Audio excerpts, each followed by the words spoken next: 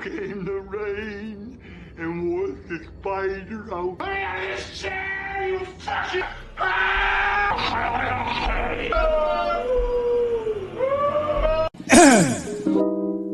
Selamat bersuah kembali. Bagaimana kabar kalian? Ya, semoga kita semua selalu dalam lindungan Tuhan. Oh ya, bagi kalian yang baru hadir, selamat datang di keluarga QC.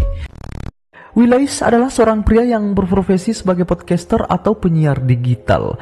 Selain itu, ia mempunyai ketertarikan dan rasa penasaran yang besar terhadap sesuatu hal. Namun, hanya karena persoalan selembar kertas yang tertempel di dinding WC membuat hidupnya berubah. Bahkan, kehilangan sisi kemanusiaannya itu menjadi makhluk mengerikan. Ya, seperti yang terjadi pada film Tusk yang disutradarai oleh Kevin Smith dan telah rilis pada tahun 2014. Oke sob, fokuskan pikiran, kita semangi filmnya, jangan dulu ke channel Selebriti. Sob, dipencet dulu dong tombolnya. Intro.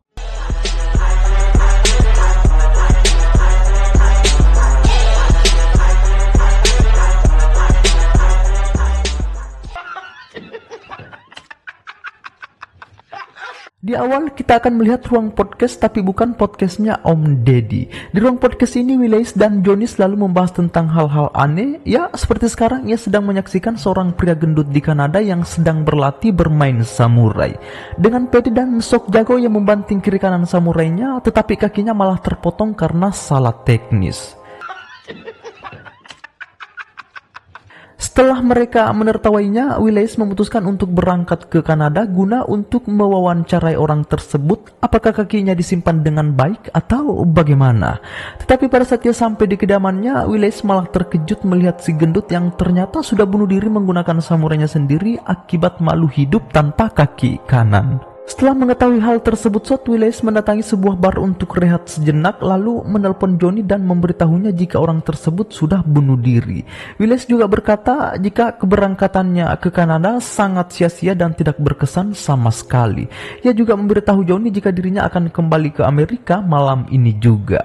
Setelah menelpon Willais mendatangi sebuah toilet untuk buang air kecil, namun secara tidak sengaja ia membaca sepenggal tulisan kisah seseorang yang tertempel di dinding toilet tersebut. Dirinya pun sangat tertarik pada setiap bait-bait katanya dan seolah menemukan tambang emas di Kanada.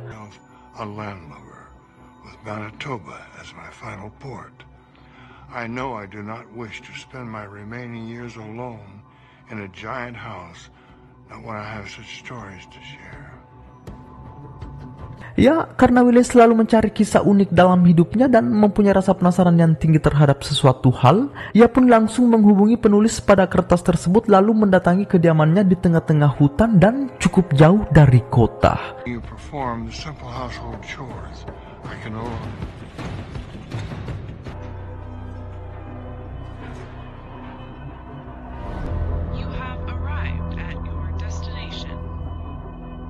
Setelah sudah sampai di tujuan, Willais langsung mencari pemilik rumah ini. Ia pun disambut dengan seorang kakek tua yang sedang berada di atas kursi roda bernama Howard.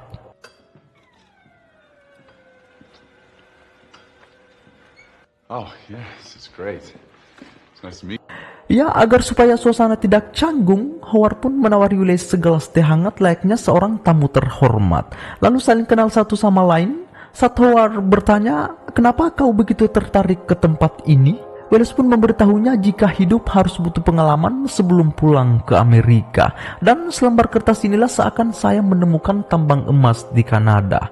Lalu Howard menceritakan kisah hidupnya yang paling pilu sekaligus paling berkesan, di mana ia pernah bekerja sebagai koki di kapal perang tepat pada tahun 1959. Sampai pada suatu ketika kapal yang ditumpanginya menabrak dinding es raksasa di Lautan Hitam Rusia, dan saat itu juga ia melihat kapalnya lenyap dalam sekejap sehingga ia hanyut di Lautan Hitam tersebut. Namun Howard mengatakan dirinya cukup beruntung dengan keajaiban Tuhan sebab ia diselamatkan dengan seekor anjing laut ke tepian. Tetapi pada saat itu Howard terpaksa harus memakan anjing laut yang telah menyelamatkannya untuk tetap bisa bertahan hidup. Dan saat itulah dirinya menilai anjing laut adalah ciptaan Tuhan yang paling mulia ketimbang manusia yang hanya hidup dengan kebohongan, kebencian, dan korupsi. Nah, pada saat Howard ingin menutup ceritanya, tiba-tiba saja Which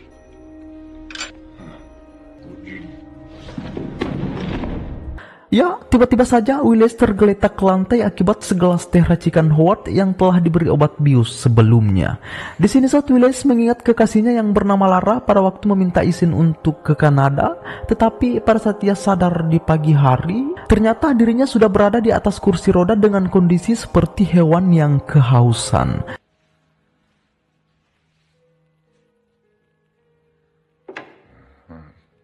Di sini Willis bertanya, apa yang terjadi sebenarnya, kenapa aku masih di tempat ini, dan kenapa kaki saya terasa lumpuh dan sama sekali tidak bisa digerakkan.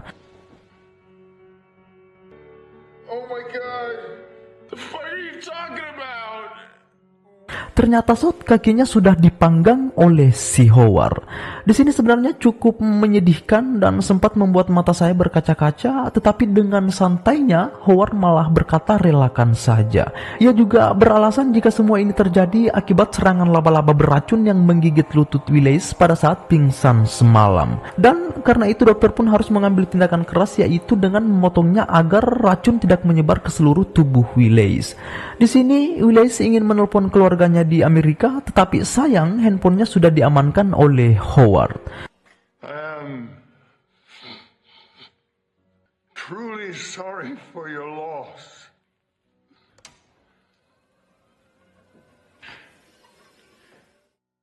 Saat malam tiba mereka berdua pun makan malam layaknya seorang keluarga, tetapi sayang Willis sama sekali tidak menyentuh makanan yang ada di hadapannya sebab kedua tangannya terasa lumpuh. Ia pun bertanya perihal laba-laba yang menggigitnya, tetapi Howard malah memperlihatkan tingkah yang aneh.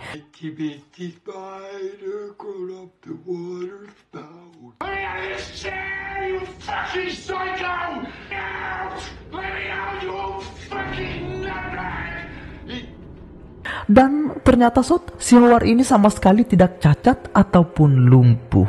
Di sisi lain Willis bertanya-tanya sebenarnya apa yang diinginkan oleh kakek tua ini. Tetapi Howard malah berkata, permainan akan dimulai Willis, dan aku akan mengubahmu menjadi anjing laut yang nyata.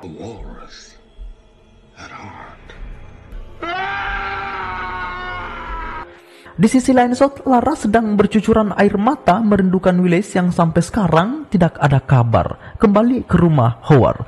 Di sini Willis berhasil mendapatkan handphonenya. Ia pun langsung menelpon Lara, tetapi tidak ada tanggapan sama sekali. Ia pun hanya mengirimkan pesan suara perihal kondisinya saat ini serta memberitahu alamat rumah Howard yang ingin merubahnya menjadi makhluk lain. Tak lama Howard melihatnya dari belakang dan langsung memukul Willis hingga pingsan. Untung saja pesan suaranya sempat dikirim. Keesokan harinya Lara memeriksa handphonenya. Ia pun terkejut melihat pesan suara dari Willis. Setelah mengetahui kondisi dan alamat Willis saat ini, ia pun langsung berangkat ke Kanada bersama Johnny untuk mencarinya. Di sisi lain, ternyata Howard sudah mulai mengubah Willis menjadi anjing laut dengan cara mengerikan. Better to be a walrus. Sekarang karya Howard pun sudah finish. Sisi kemanusiaannya sudah hilang dan kini Willis menjadi makhluk yang sangat menyedihkan. Sambil merefleksi dengan bahagianya, Howard menyeburkan Willis ke kolam layaknya anjing laut yang sedang berenang di lautan hitam Rusia saat itu. Dan ternyata bukan cuma Willis saja yang menjadi korban si Howard, tetapi sudah banyak bangkai korban di bawah kolam tersebut. Setelahnya, Howard mengajak Willis bernyanyi sambil bermesraan lalu memberinya seekor ikan. Mau tidak mau, Willis harus memakannya daripada ia mati kelaparan. Howard melihat hal itu merasa sangat bahagia melihat Willis berlagak layaknya anjing laut. Setelahnya Howard mengajak Willis berenang bersama sambil berpegangan tangan. Di sini sudah sangat kelihatan jika si Howard ini sangat terobsesi dengan anjing laut yang telah menyelamatkannya di lautan hitam Rusia lalu. Tanpa ia sadari jika mengubah makhluk ciptaan Tuhan yang paling sempurna menjadi bentuk lain adalah tindakan iblis dan kaum egois. Di lain sisi Lara dan Johnny serta ditemani oleh seorang detektif sudah tiba di sekitaran rumah Howard. Tak lama kemudian Lara mendengar suara teriakan. Mereka pun langsung berlari ke sumber suara tersebut. Hingga pada akhirnya mereka berhasil menemukan Willis yang sedang membunuh Howard.